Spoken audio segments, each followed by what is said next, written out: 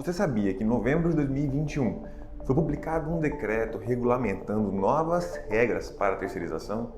No vídeo de hoje vamos conversar sobre o perigo de uma terceirização ser considerada ilícita e se reconhecer o vínculo de emprego entre a tomadora de serviços e o funcionário terceirizado.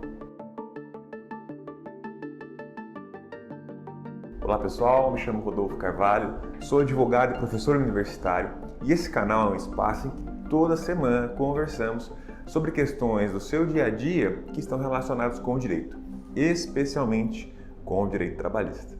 Hoje nós vamos falar sobre o Decreto 10.854 de 2021, publicado no final de 2021 e que trouxe algumas novidades sobre terceirização. A principal novidade desse decreto é que ele regulamentou quais são os cuidados que devem ser tomados para que não se reconheça vínculo de emprego entre a empresa que terceiriza suas atividades e o funcionário terceirizado que trabalha para ela.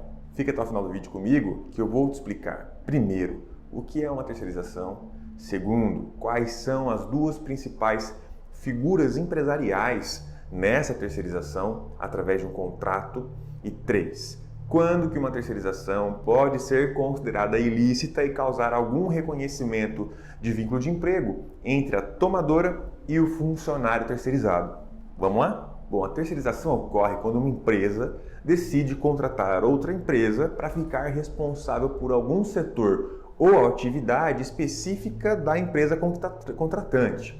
Por exemplo, sabe quando você vai naquelas lojas de departamento e fica sendo abordado por vendedores de cartão? Pois é, imagine agora que essa loja de roupas decidiu terceirizar essa atividade e contratou uma empresa especialista em vender cartões de fidelidade para os clientes. A partir de agora, a loja de roupas será chamada de tomadora de serviços e a empresa contratada será chamada de empresa prestadora de serviços. Será essa empresa prestadora de serviços que contratará funcionários para vender esses cartões dentro da loja de departamento que mencionamos nesse exemplo, na loja de roupas. Isso é o que chamamos de terceirização. Em um contrato de terceirização, portanto, sempre vai existir, primeiro, uma empresa contratante, chamada de tomadora de serviços, e uma empresa contratada, chamada de prestadora de serviços. Então vamos combinar o seguinte, quando eu falar em empresa tomadora, eu me refiro a quem contrata a empresa de terceirização, que vai ser chamada de empresa contratada. Agora que vem o X da questão. Como e quando esse tipo de terceirização será lícita, ou seja, estará dentro do que a lei exige? E além disso, quais consequências de se ter um contrato de terceirização eventualmente considerado ilícito? Bom, para explicar isso, precisamos entender quais são as leis que regulamentam a terceirização. A principal lei é a Lei 6.019 de 74. Calma, eu sei que você está pensando que é uma lei muito antiga, mas na verdade ela foi atualizada em 2017 com a reforma trabalhista, que possibilitou a terceirização total das atividades da empresa e apresentou alguns requisitos para que essa terceirização seja considerada lícita. Acontece que essa lei parecia ser meio confusa. Alguns falavam que poderia caracterizar vínculo de emprego, enquanto outros falavam que não poderia caracterizar vínculo de emprego com o tomador. Porém, ao mesmo tempo, apresentava várias regras para que essa terceirização fosse lícita. E aí vinha a pergunta, bom, se a terceirização for ilícita, qual a consequência? E aí que entra o decreto 10.854 de 2021. Veja só, por ser um decreto e não uma lei ordinária, ele não trouxe nenhuma obrigação que já não existisse antes, porém, regulamentou alguns pontos que antes geravam dúvidas, especialmente nos processos judiciais. Um desses pontos esclarecidos foi a terceirização e a forma que ela poderia ou não gerar vínculo de emprego com a tomadora. Segundo o decreto de 2021, será possível reconhecer o vínculo com a tomadora quando a terceirização for fraudulenta, ou seja, quando violar algum dos artigos da Lei 6.019 de 74.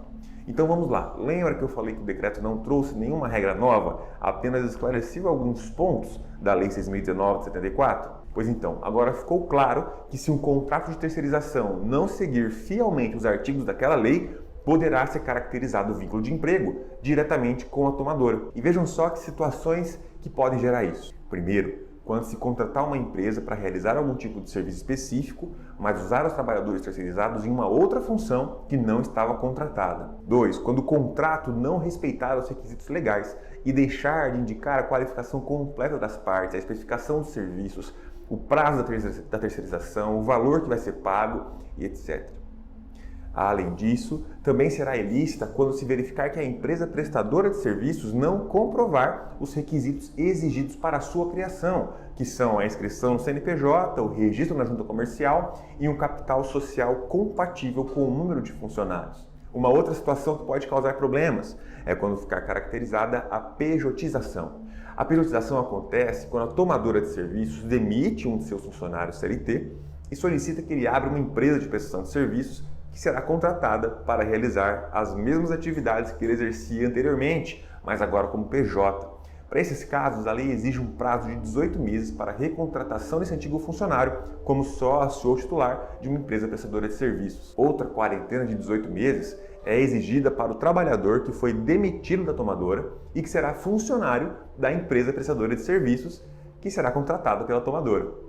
Eu sei que bagunçou um pouco, mas é mais ou menos assim. Se eu trabalho para uma empresa como CLT, sou demitido, eu não posso trabalhar como funcionário de uma empresa que vai prestar serviços para o meu antigo empregador num prazo de 18 meses. Essa é a quarentena. Viram só como esse decreto é importante? Agora, se caracterizada a fraude e violação a alguns dos artigos da Lei 6.019/34, pode ser caracterizado vínculo direto com a empresa tomadora. Então, pessoal, para finalizar, resumindo, vai terceirizar alguma atividade? Revise bem o contrato e sempre analise as condições que o trabalho tem sido exercido, pois pode ser que a sua empresa esteja correndo um risco de ter que anotar a carteira de um funcionário terceirizado e pagar diferenças salariais. E digo mais, essa configuração de vínculo de emprego vai ocorrer em uma decisão judicial, em um processo trabalhista. Quer saber um pouquinho mais como funciona o processo judicial? Assiste esse vídeo aqui que eu te explico tudo. Olha só, pessoal, o tema terceirização sempre gera bastante dúvidas e ainda tem muita gente com muita dúvida, com muita coisa que nós podemos falar no próximo vídeo. Faça assim, então. Coloca aqui nos comentários qual a sua dúvida sobre esse assunto que no próximo vídeo eu te respondo. Até mais, um abraço.